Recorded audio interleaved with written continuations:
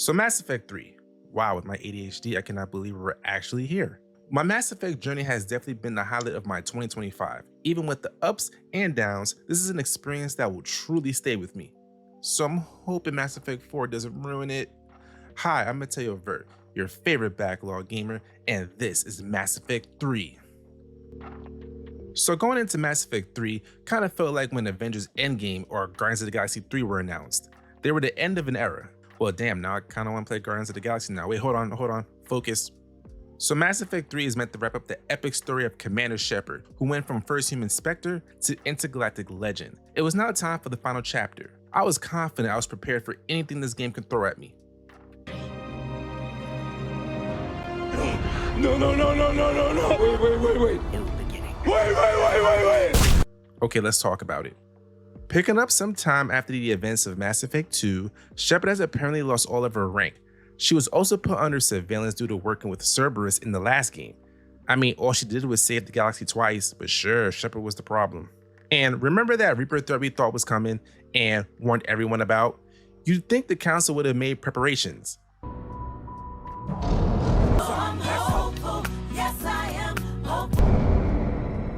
So now, because the Council is about as useless as a condom on prom night, I am reinstated as commander, and it's time for me to form a crew and face this Reaper threat once and for all.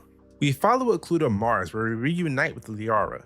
She was following a lead to a possible weapon that could kill a Reaper. We fight Cerberus soldiers before coming into contact with the T-1000 from Terminator 2?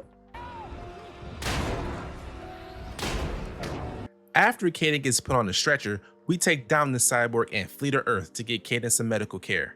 We tell the Council about our anti-Reaper weapon dubbed the Crucible.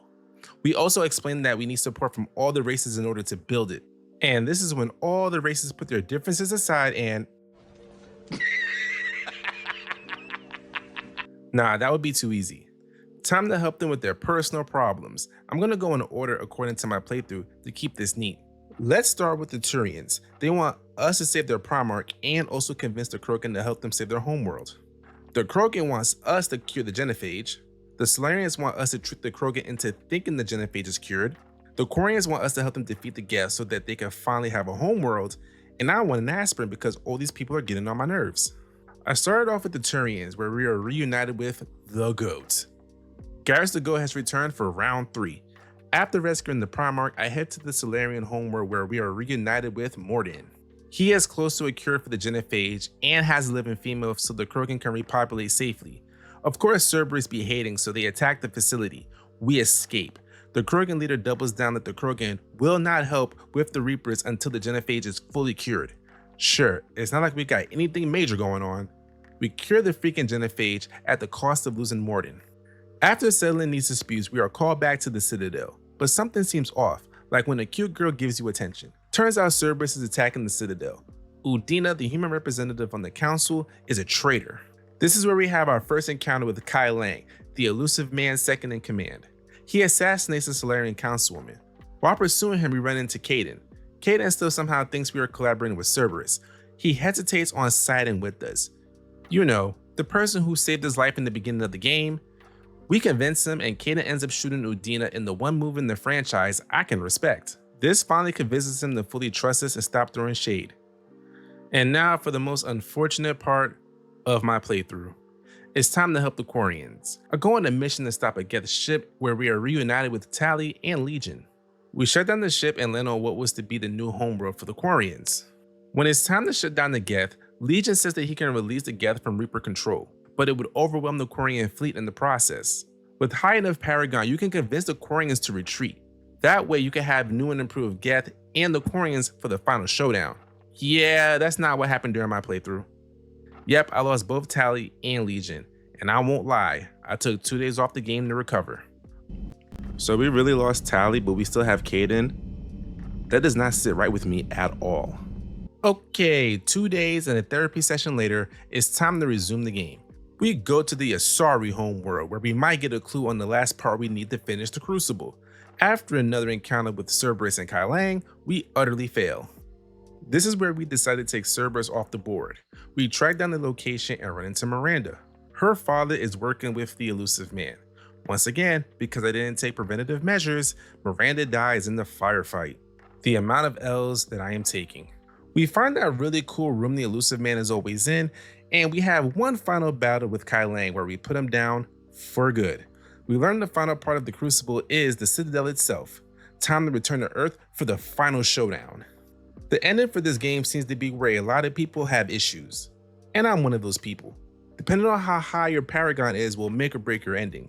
There's not even a final boss or anything, just dialogue checks. To sum up my ending, Anderson dies, I kill the elusive man, and then I come face to face with the Catalyst. The Catalyst gives me one final exposition dump about the purpose of the Reapers and yada yada.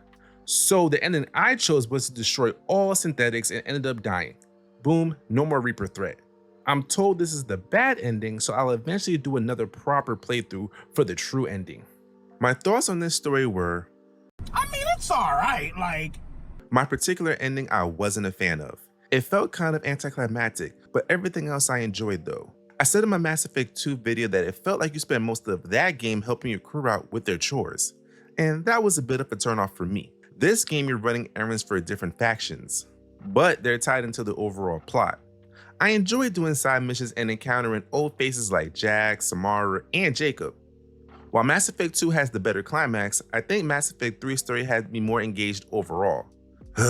I'm morbidly curious about how Andromeda screws the pooch, but that is a tale for another day. This is going to be short. Gameplay is the best of both Mass Effect 1 and 2. They made skill trees more expansive like in 1, but kept them more streamlined like in 2. Making my Shepard has never felt better. There's a new primer and detonator system, which immediately gave me Anthem PTSD.